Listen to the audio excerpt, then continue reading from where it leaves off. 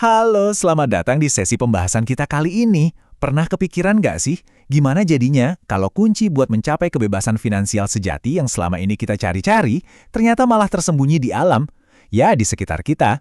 Hari ini kita bakal bedah tuntas gimana limbah yang biasanya cuma jadi masalah, bisa disulap jadi mesin penghasil cuan.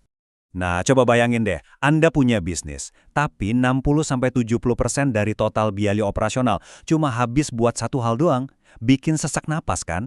Tapi ini realitas sehari-hari peternak kita.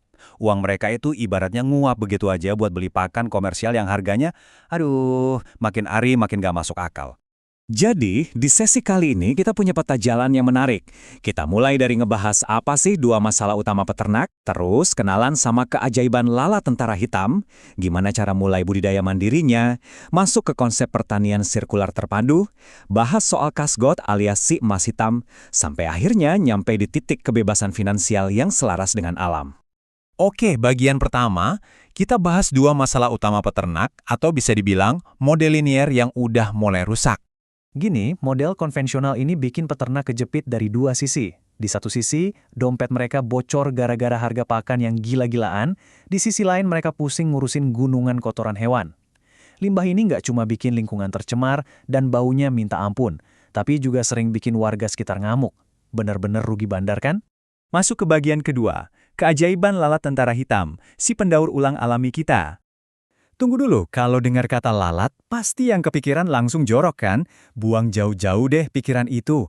Lalat tentara hitam atau BSF ini beda kelas. Apalagi waktu mereka masih di fase larva atau magot. Wah, ini aset mahal.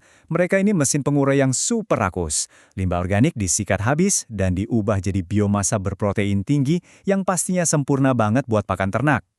Biar gampang bayanginnya, lihat contoh nyata dari peternakannya Pak Haji Ansori di Jember ini. Beliau pinter belarat, tanah di bawah kandang ayam petelurnya itu dipadatkan buat tempat hidup maggot. Jadi begitu kotoran ayam jatuh, langsung dimakan sama maggot. Hasilnya, bau busuk hilang seketika, dan lalat rumah yang biasanya ngerubungin kandang langsung kabur. Solusi alami yang benar-benar elegan.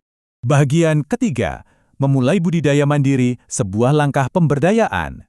Pasti pada mikir, wah ini pasti butuh modal gede nih. Kata siapa? Hambatan buat mulainya itu luar biasa rendah.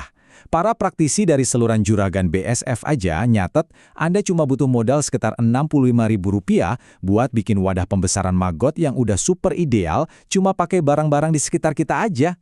Murah banget kan? Bahkan nih, Anda nggak perlu repot-repot beli telur BSF buat mulai. Alam udah nyediain semuanya gratis. Cukup ikuti 3 langkah simpel ini. Taruh aja sisa buah organik yang udah difermentasi di tempat teduh yang suhunya hangat, sekitar 27-30 derajat Celcius. Terus, ganti umpan itu tiap 2 atau 3 hari sekali.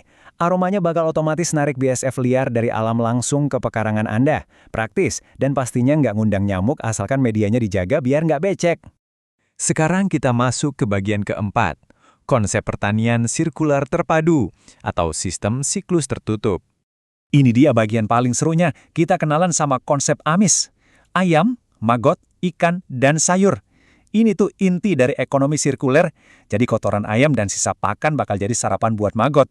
Maggotnya gede, dipanen, terus dijadiin pakan gratis yang kayak protein buat si ayam dan ikan lele di kolam bioflok. Belum selesai, air kolam ikan yang penuh nutrisi itu dipakai buat nyiram sayuran hidroponik. Bener-bener tanpa limbah, semuanya berputar dan jadi duit. Mungkin Anda nanya, emang ngaruh ke pertumbuhan hewan? Jawabannya, jelas. Data dari studi di Teknovex membuktikan, kalau kita ganti 25% aja pelet komersial pakai maggot, pertumbuhan ikan tetap optimal banget. Dan yang pasti, dompet Anda makin tebal, karena anggaran pakan bisa dipotong habis-habisan. Lanjut ke bagian 5, kasgot si emas hitam pertanian. Manfaatnya nggak cuma berhenti di pakan ternak loh. Setelah maggot-maggot itu pesta pora makan limbah, sisa kotoran mereka alias residunya berubah wujud jadi kasgot. Orang-orang sih nyebutnya emas hitam. Kenapa? Karena ini adalah pupuk organik kelas wahid buat tanaman bernilai tinggi.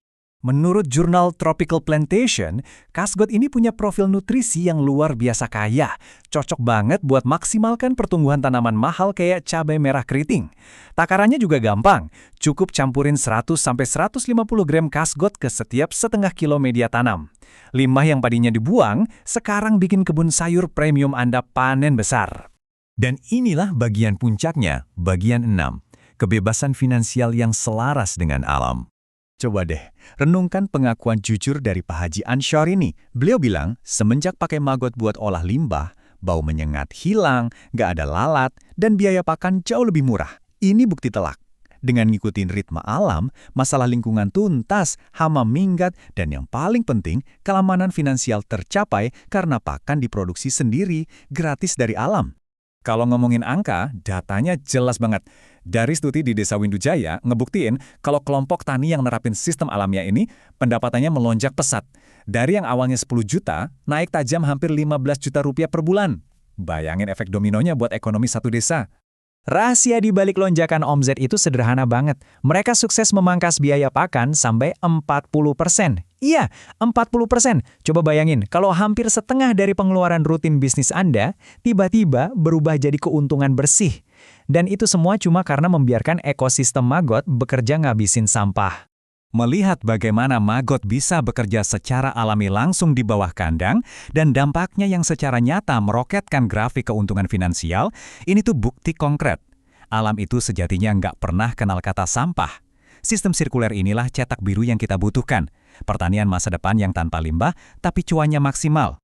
Jadi, setelah kita bedah semua fakta dan data tadi, saya mau nanya satu hal buat Anda renungkan. Apakah tumpukan limbah di peternakan Anda saat ini masih dianggap sebagai beban yang bikin pusing? Atau jangan-jangan itu adalah kunci rahasia menuju kebebasan finansial Anda yang selama ini belum tersentuh? Jawabannya ada di tangan Anda, dan gimana cara Anda memandang alam. Terima kasih udah ngikutin sesi bedah materi kali ini. Sampai jumpa di pembahasan seru lainnya.